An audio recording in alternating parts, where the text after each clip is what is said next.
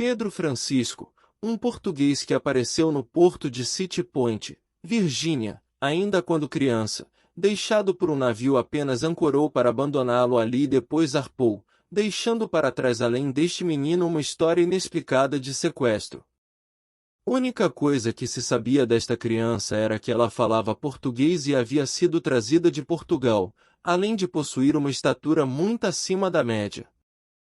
Muitos ficaram curiosos, e ele logo chamou a atenção de Anthony Winston, um juiz local e parente próximo do agitador da Virgínia Patrick Henry. Comovido com sua história, logo teve apreço pelo menino e tratou de comprá-lo. Em vez de fornecer educação formal a Pedro, Winston o colocou para trabalhar, fazendo tarefas em sua plantação, uma propriedade de 3.600 acres conhecida como Hunting Tower. Pedro atingiu sua altura e peso adulto aos 14 anos. Ele tinha pelo menos 6'6" e pesava 260 libras, em uma época em que a maioria dos homens americanos media em torno de 5'6". Vamos usar as medidas americanas pois as fontes usam e comparam nessas medidas. Assim Pedro cresceu neste contexto. Em 1776 aos 16 anos Pedro se alista no 10º Regimento da Virgínia. Pedro Francisco, o português que faria história e ajudaria os norte-americanos em sua independência, está oficialmente na guerra. O Congresso americano selecionara o general Horatio Gates como o homem para impedir o avanço dos casacas vermelhas no sul. Os britânicos exigiam a captura de Savannah e a segurança da Geórgia, depois seguir por um movimento para o norte na Carolina do Sul. O general Washington tentou impedir o general britânico Sir William Howe de capturar a capital da nação, Filadélfia. Após uma estadia de vários meses em Nova Jersey após seu alistamento, Francisco recebeu sua primeira ordem de ação em 11 de setembro de 1777, em Brandivine Creek, na vizinha Pensilvânia, onde o general Washington, comandante do Exército Continental, tentou deter o avanço de 12.500 soldados das tropas britânicas sob o comando do general William Howe. A 10ª Virgínia e alguns outros regimentos foram destacados para servir de retaguarda. Para cumprir esta missão muito perigosa, o 10º assumiu uma posição em Sandy Hollow. Neste momento ele já ficou conhecido entre as tropas. Quer saber por quê? Antes mesmo de ocorrer as batalhas? Francisco, membro da linha continental da Virgínia, o soldado da espada de 6 pés de comprimento. Os regulares britânicos de Howe vinham perseguindo os americanos derrotados sem encontrar muita resistência até que se depararam com a 10ª. A batalha que se seguiu durou 45 minutos com baixas sendo excepcionalmente altas. Flanqueados por Howe, os americanos sofreram uma derrota na batalha que se seguiu, e o exército de Washington foi forçado a uma retirada desordenada. Francisco manteve a linha em um desfiladeiro estreito por momentos cruciais, permitindo que o resto da força se retirasse impedindo uma derrota total. Embora os britânicos tenham eventualmente forçado os americanos a recuar, essa luta, no entanto, restaurou o moral dos continentais, pois eles quase haviam vencido o dia e, portanto, agora sabiam que os britânicos eram vulneráveis.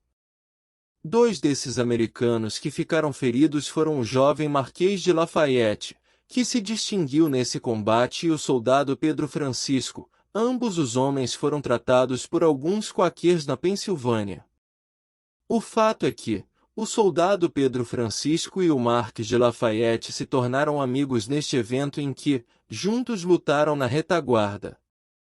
Com certeza, Lafayette notou um gigante com uma espada de 6 pés lutando ao seu lado e depois juntos dividiram o leito de enfermaria, saíram vivos após defender a retirada do exército continental de George Washington.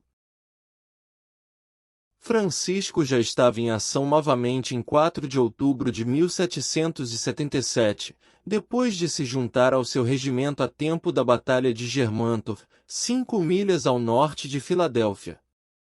Francisco foi enviado a defender o Forte Mifflin, que defendia a aproximação de navios a Filadélfia.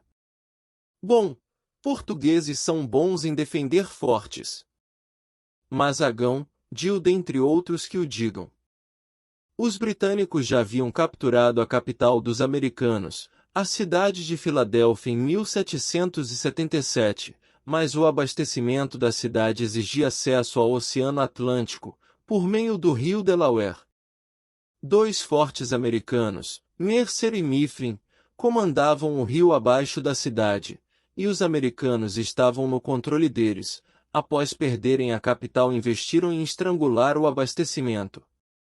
Os britânicos enviaram o exército e a marinha num esforço conjunto para reduzi-lo aos escombros.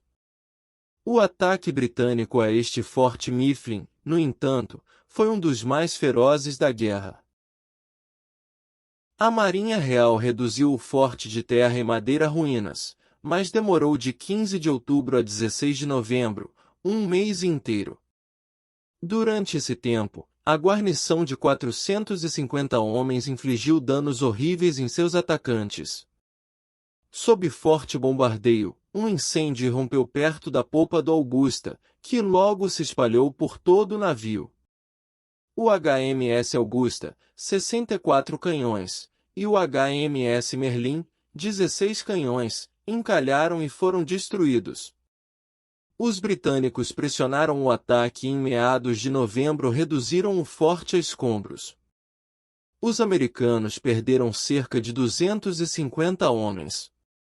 Os poucos que sobreviveram escaparam no meio da noite para Fort Mercer, sob ferozes bombardeios britânicos, forçando os defensores ao inferno invernal de Valley Forge, onde Francisco foi hospitalizado, 2 meses agonizantes. É seguro supor que Francisco sofreu o resto daquele inverno terrível com o resto do exército de Washington. No início de 1778, os britânicos decidiram mover suas atividades ofensivas mais pesadas para o sul, em parte porque esperavam receber o apoio dos muitos legalistas que acreditavam residir na região. Com a chegada da primavera de 1778, muito influenciado pela vitória em Saratoga, outubro de 1777, e a promessa da França entrar na guerra, o general Howe decidiu que não poderia defender com sucesso a Filadélfia e a cidade de Nova York. Com Nova York sendo o melhor porto, ele optou por evacuar a Filadélfia. Ele decidiu ainda que a maioria de seu exército marcharia através de Nova Jersey para Nova York. Ele ordenou ao general Charles, Lord Cornwallis, que se encarregasse dessa retirada. O general George Washington não estava disposto a deixar passar essa oportunidade. Ele marchou de Valley Forge e interceptou a retaguarda do exército britânico em retirada em Monmouth Court House, Nova Jersey. A batalha que se seguiu foi uma das mais ferozmente travadas durante toda a guerra. Esta batalha deixou os americanos na posse do campo de batalha. Cornwallis avaliou sua situação e decidiu interromper a ação e escapou apenas se esgueirando no meio da noite. Pedro Francisco foi gravemente ferido durante a batalha. A ferida iria causar-lhe dor para o resto de sua vida. Ele foi gravemente ferido na coxa direita quando uma bala de mosquete o atingiu. A guerra no norte era praticamente um impasse no verão de 1779. Washington ordenou que o general Mad Anthony Wayne tentasse capturar as fortificações fortemente defendidas em Stony Point, Nova York. Agora aos 19 anos, o jovem Golias, Pedro foi selecionado para liderar o ataque chamado de uma esperança abandonada de 20 homens. Sua tarefa era cortar as 2 fileiras de abatis com machados. Durante o ataque noturno do general Mad Anthony Wayne à fortificação britânica em Stony Point, Nova York, ao longo do rio Hudson, em 16 de julho de 1779. Francisco estava na vanguarda que escalou as alturas íngremes do perímetro externo dos defensores britânicos. As colunas de assalto americanas eram lideradas por duas unidades de comando de 20 homens conhecidas como Esperanças Abandonadas. Francisco encontrava-se no norte, comandado por um tenente Gibbon. Uma esperança perdida é um bando de soldados ou outros combatentes escolhidos para assumir a vanguarda em uma operação militar, como um ataque suicida através da zona de matança de uma posição defendida, onde o risco de baixas é alto. A própria tomada de Stone Point, Nova York, era uma missão suicida e para isso o general Mad Anthony Wayne criou uma estratégia ousada para tentar tomá-la. A Esperança Abandonada foi liderada pelo tenente Gibbon, foi o primeiro sobre o muro britânico, Francisco foi o segundo. Na luta corpo a corpo que se seguiu, Francisco sofreu uma laceração de 9 polegadas no estômago, mas é creditado por matar seu adversário e outros 2. Sangrando profusamente, ele continuou a lutar, capturando a bandeira britânica no processo. Mad Wayne menciona o heroísmo de Francisco em seu relatório pós-ação para George Washington. O capitão William Evans, que estava lá, escreveu: Francisco foi o segundo homem que entrou no forte, e se distinguiu em numerosos atos de bravura e intrepidez, em uma carga que foi ordenada a ser feita em torno do mastro. Ele matou 3 granadeiros britânicos, e foi o primeiro homem que se apoderou do mastro de bandeira, e estando gravemente ferido, colocou-o naquela noite, e pela manhã o entregou ao coronel Fleury. Essas circunstâncias trouxeram grande destaque ao Sr. Francisco e seu nome foi reiterado por todo o exército. A unidade de Gibbon sofreu tantas baixas que apenas ele, Francisco e mais um homem alcançaram seu objetivo, mas o grupo avançado estava logo atrás deles e os americanos capturaram o forte. Depois de se recuperar em Fishkill, Nova York, o guerreiro ferido esperou seu tempo com as tropas em vários locais até dezembro de 1779, quando sua missão de 3 anos expirou e ele retornou à Virgínia. Embora ferido diversas vezes, o jovem de 19 anos se alistou novamente. Pois, após tudo isso ele só tinha 19 anos. E se alistou novamente. Nos 3 anos seguintes, Francisco acompanhou seus comandantes em uma sucessão de compromissos que mudaram a história não só de seus irmãos como do mundo. O primeiro grande confronto no sul entre os continentais e o exército britânico ocorreu na Batalha de Camden em 16 de agosto de 1780. As operações que se seguiram, conhecidas como Campanha de Camden, foram um fiasco americano, e Francisco estava lá para vivenciar o infeliz episódio. O Sul, que até então havia sido poupado das duras realidades da guerra, de repente se viu sob severo ataque dos britânicos. Os britânicos invadiram com uma fúria que nunca poderiam imaginar. Em rápida sucessão, Savannah e Charleston caíram, com grande perda de homens e equipamentos. Todos os elementos do exército continental que estavam estacionados no sul foram perdidos quando Charleston foi capturado. O Congresso reagiu nomeando o Major-General Horatio Gates, considerado vencedor de Saratoga, para comandar um exército recém-criado para expulsar os britânicos das Carolinas. O exército que Gates comandava era composto principalmente de milícias inexperientes, mal equipadas e necessitadas de tudo, incluindo comida. Gates insistiu que seu comando contava com 7.000 efetivos. No entanto, seu ajudante-geral, Otto Williams, um oficial competente, disse que o comando na verdade era de 3.052. Por razões que se perderam na história, Gates optou por ignorar os números revisados e atacou a força muito superior do general Cornwallis. Nunca uma oportunidade melhor foi apresentada aos britânicos para uma vitória completa. Um evento que predisse o desastre iminente ocorreu na noite de 15 de agosto de 1780. O líder da cavalaria britânica, Banastre Tarleton, conhecido por sua crueldade, surpreendeu a força avançada americana composta pela Legião de Arma. A surpresa foi completa e a legião foi quase aniquilada. Os sobreviventes recuaram para uma posição ocupada pela 1ª Brigada Americana. A ação desta noite interrompeu completamente os preparativos americanos para a próxima batalha em Camden. Ao amanhecer, toda a força do exército de Corvallis caiu no flanco esquerdo da posição americana. Francisco, com a milícia da Virgínia, estava estacionado lá. Poucos da milícia da Virgínia já haviam visto ação, com a maioria sendo recrutas inexperientes. Os resultados eram previsíveis. A milícia quebrou sob o primeiro golpe esmagador de regulares britânicos e fugiram do campo de batalha. Em sua fuga precipitada, eles romperam a linha dos continentais, colocando-a em desordem. O general Gates, vendo isso e que a batalha estava praticamente perdida, virou o cavalo e correu para a retaguarda. Ele não parou até que estava a 60 milhas de distância e foi duramente criticado por essa ação, que beirava a covardia.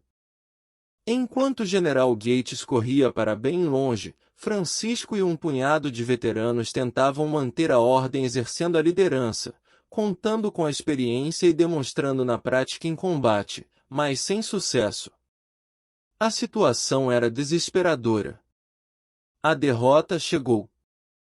O resultado, uma derrota total, foi rotulado pelo historiador do século XIX John Fiske como a derrota mais desastrosa já infligida a um exército americano. Cercado pelo inimigo durante a retirada americana em pânico, o rapaz lanceou um cavaleiro britânico com uma baioneta, içou-o de seu cavalo e, em seguida, subindo no cavalo, escapou pela linha inimiga fingindo ser um simpatizante, alcançando seus companheiros em fuga. Em seguida, ocorre o momento mais famoso na história dele. Vendo que um dos 2 canhões americanos estava sendo deixado para trás, Francisco agachou-se sob o canhão de 1.100 libras, levantou-o de sua carruagem e colocou-o no ombro e o carregou para fora do campo para evitar que caísse em mãos inimigas. Usando sua força hercúlea, ele moveu o canhão de 1.100 libras para uma posição ocupada por um grupo de continentais. Não admitia que seus canhões caíssem nas mãos inimigas. Não admira que, na altura desta batalha, Francisco tivesse adquirido a reputação de homem mais forte da América. Francisco voltou novamente à Virgínia após o desastre de Camden, mas não por muito tempo. Quando soube que o capitão Thomas Watkins estava montando uma tropa de cavalaria, ele conseguiu um cavalo e voltou à ação. A tropa do capitão Watkins juntou-se ao comando do major-general Nathaniel Greene na Carolina. Greene, o general favorito de Washington, foi enviado para substituir Gates como comandante do Exército do Sul. As táticas de Greene eram assediar as forças de Lord Cornwallis, mas evitar um grande confronto.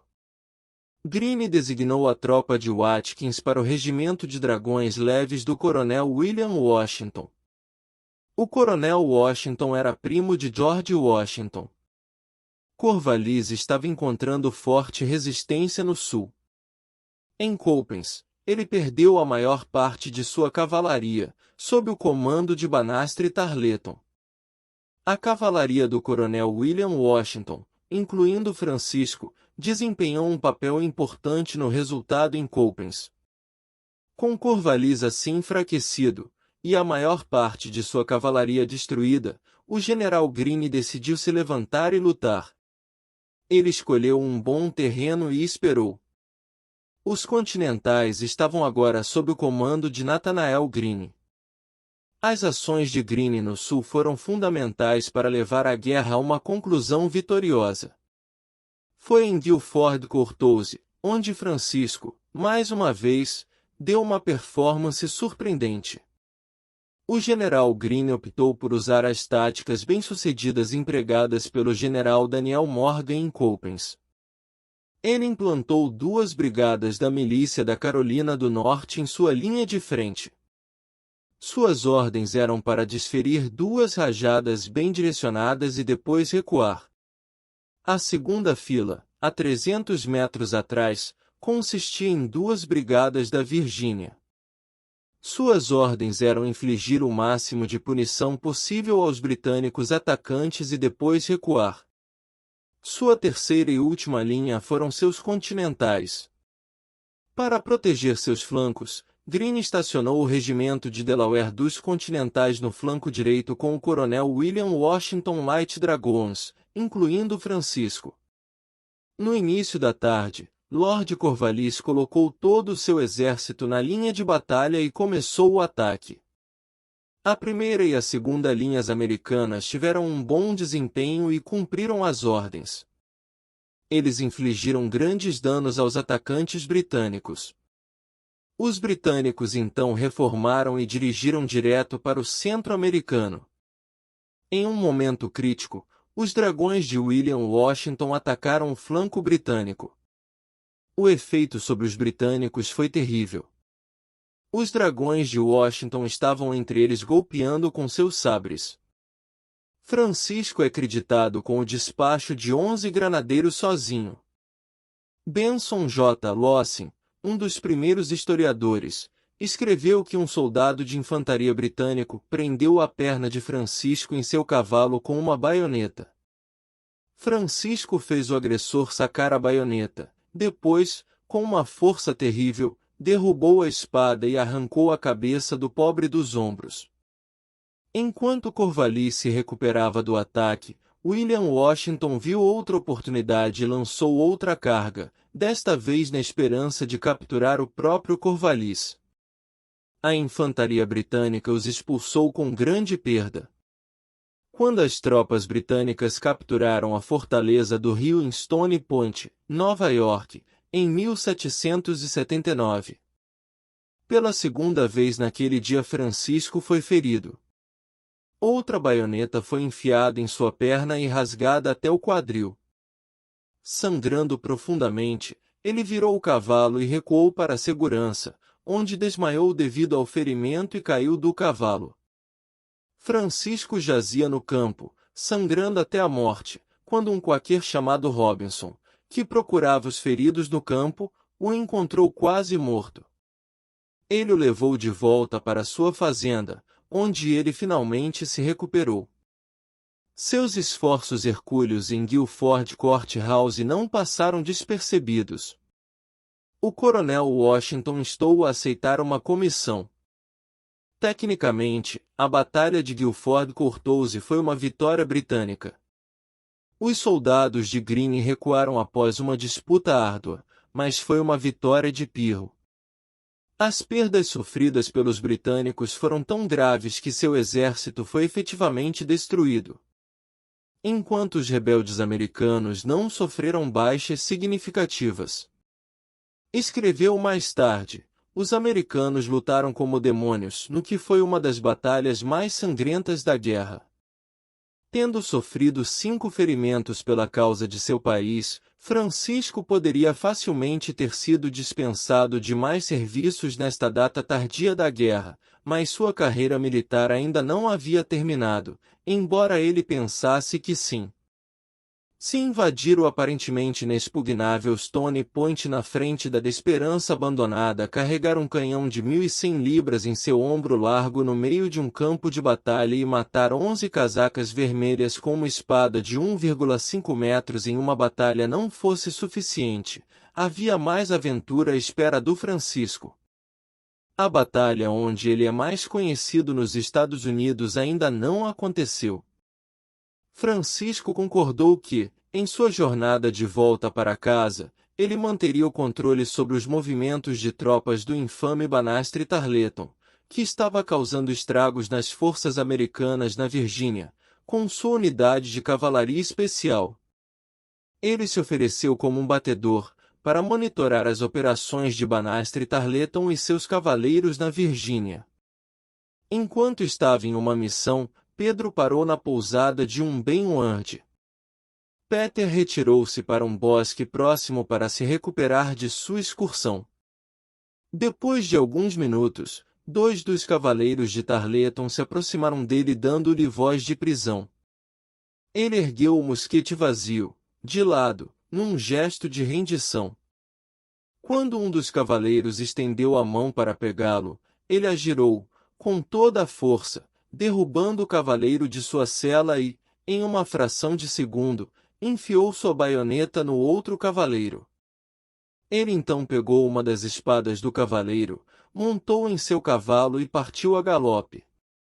Ele percorreu uma curta distância e encontrou seu próprio coronel William Mayo, sendo levado como prisioneiro e escoltado por um oficial e um guarda. Houve diversas tentativas dos homens de Tarleton de capturar o gigante da Virgínia, onde ele conseguiu escapar de todas, e de forma cinematográfica, escapando de tiros matando 11 soldados roubando 2 cavalos libertando o coronel Mayo. Ambos então escaparam. O coronel Mayo nunca esqueceu o incidente, e foi ele quem registrou este fato incrível. Mais tarde naquele ano, após sua recuperação, ele conseguiu se juntar ao exército de Washington, perto de Yorkton, Virgínia, e recebeu a suprema satisfação de estar presente e testemunhar a rendição de Corvallis em outubro de 1781. Pedro Francisco voltou então a Richmond na companhia de Lafayette. Francisco conheceu Susana Anderson, a mulher com quem se casaria. Susana era filha do capitão James Anderson, que tem um passado histórico, e sua esposa Elizabeth Tyler Baker Anderson. Os Andersons eram de distinção social e possuíam uma plantação chamada The Mansion. Antes de pensar em casamento, no entanto, Pedro Francisco buscou a educação que antes lhe fora negada. A história de sua determinação em superar seu status humilde é tão inspiradora quanto as histórias de suas conquistas no campo de batalha. Ele foi para a escola, sentou-se ao lado das crianças, e em 3 anos, estava lendo os clássicos. Ao mesmo tempo que Pedro Francisco procurava aprender, trabalhava como ferreiro. Não podemos esquecer. Ele sai da guerra com apenas 22 anos. Está achando um exagero. Uma história inventada cheio de imaginação e lendas, né? Concordo. Parece exagero e eu também custei a acreditar, Elias, não acreditaria se não fosse por isso. Venha ver isso. As provas, e são muitas.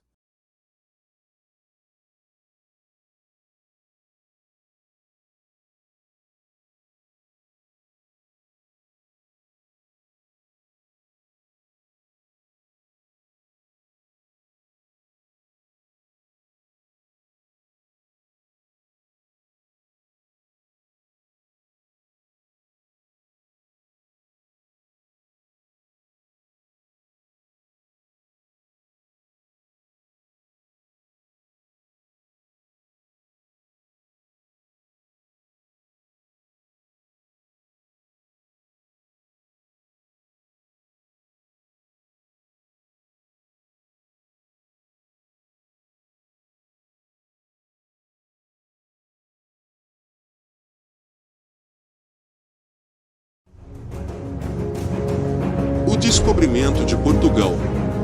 As histórias não contadas de nossos antepassados.